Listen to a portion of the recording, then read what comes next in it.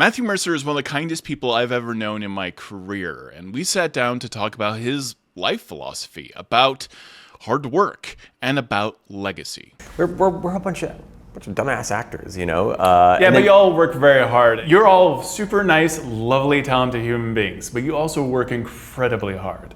And you make things look easy, and you never make it look like it's hard. I'm very aware of this. I appreciate that. You have no one behind the scenes saying, dude. Fair. Well, no, we do. We have each other saying that all the time. Yeah. Also, like, this is but not on camera. No, fair. But that's actually a valid point. I think we're all very hard workers, and I say awesome, like everyone at the team. We do a lot because this is an absurd journey. You know, it is not lost on us how rare this path is in entertainment. Period. And so we take that responsibility very seriously. And that means, one, being very meticulous with the opportunities we do seize, and two, seeing through the opportunities that we do seize with as much passion and wherewithal to bring it to its highest possible form as we can. And that means we're not unfamiliar to the 60, 70, sometimes 80-hour weeks, you know, if that's what's necessary, but we're also doing it with our friends, and we get to fall back on each other, and we get to support each other, and we're so excited for what we're doing that it makes it so tremendously worthwhile, even in the hardest of times. And a lot of it, once again, like, so much of it is wanting to make our community proud, you know? Like, I'm excited to have a cartoon and watch it, that's neat, but I'm so much more excited for us to give it to the people that helped make it happen and continue to like support us in this chaos. You know, it's not just escapism, we draw inspiration from stories. We see ourselves in characters and narratives that cause us to reflect on ourselves and the kind of person we hope to become and continue to work towards becoming. That's the whole purpose of stories. And, you know, whether it be the table rolling dice or through a cartoon medium, it's still the same intent and the hope of sharing these stories with each other and inspiring each other. And, you know, sorry to go on a kind of a philosophical tangent there, but like... No, I like this part of you actually probably the most of all because... I love making new characters. I'm obsessed with it, and one of the ways that I love to do that is through HeroForge.com. You can make virtually any type of character you want, and now you can take anything from HeroForge and print them out inside of your own customized dice. HeroForge custom dice literally offer a story in every roll. They're 3D printed using the same process as HeroForge's color printed minis. The clear material of the dice is printed in exactly the same layers as the item. The character is bust inside, resulting in a solid and perfectly weighted dice. Anything that you can find on HeroForge.com can be added into the dice maker and printed out in dice form. Do visit HeroForge.com to start designing your custom miniature and dice today. Check back often. They are constantly updating the website with brand new content. Because you are, like I said, you are very hardworking.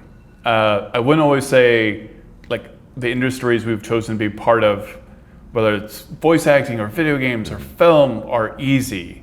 You have but I am always interested in your like life philosophy, because you have a really good head on your shoulders. Like, things can be chaotic, but like, you are a rock, it seems to me. And maybe I'm not saying it, because I don't know you that well. No. You're not wrong. I think I've had to learn, not to get real here for a second, but I've had to learn at a young age to become the adult, you know? And I've kind of often fallen into the role of caretaker and therapist to many friends and people I care about through a lot of my adult life. Yeah. And so I'm very used to being that rock because other people need a rock. Yeah. The downside is it doesn't allow me the opportunity to fall apart sometimes when I probably should be allowed to. And I'm getting better. I should probably get back into therapy. But that's not a bad thing either necessarily. Like, I am focusing more on self-care and trying to be more at that. But it's easier to be the rock when you're not alone. and when you really believe in what you're working towards. And so many people put so much faith into us, how can we not take that momentum and use that to fall on as well? You know, that's what keeps us held up in the hardest of times. It's a weird, perfect balance for this weird, unexpected path that the 8 of us have sheltered these years and still continue to do things that we're proud of and excited for, and in those times made more friends and brought more people in and let them run and shine. And it's just been terrifying in a lot of ways, but fulfilling in a way that I can't even express how grateful I am. And now it's just trying to continue to serve that momentum in whatever meaningful way I can before my body gives out and I have to fade into the background like Homer Simpson in a bush. You and I have talked about this since probably the beginning. You talk about legacy, and you talk about wanting to leave the world behind better the way you came into it. Mm-hmm. Well, you want a better world. You've already accomplished having a legacy. That's done. The legacy may continue to grow.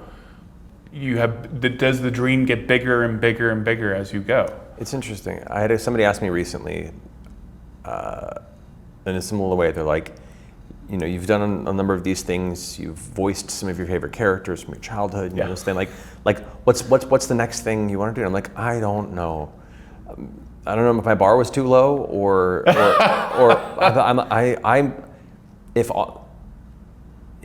if I could walk away tomorrow and all this went away, I'd still be content. Like I don't have wild ambition beyond this. This is absurd. This is more than I ever could have dreamed to have done. So for me, a lot of this is now finding the way to help others build legacy, if that makes sense. Yeah. Like my ultimate goal, if by the end of my days I could look back, I would love to be a patron, a warlock patron. I would love, kind of. No, Yeah. I would like to be, and it's kind of what we're doing with a lot of our expansion with Critical Role, is to be able to be a patron for other people, to build a shelter for other people's ideas and help them facilitate it and bring it to fruition. You know, we've been able to collaborate and work with game designers on the Darrington side, both in like small scale board and card games.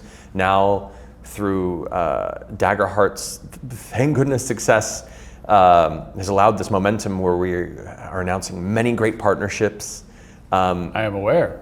Some very, very, very cool people, some really cool things down the line, and that's the next best step.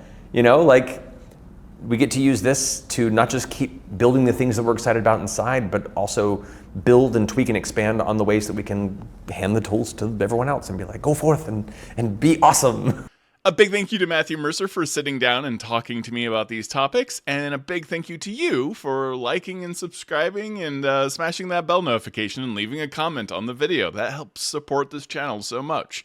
Also, we have a Patreon page, which makes interview content like this possible. That allows us to fly around the country and interview people and afford gear and keep on making videos like this. And it also supports playtest materials as well. Thank you so much for watching.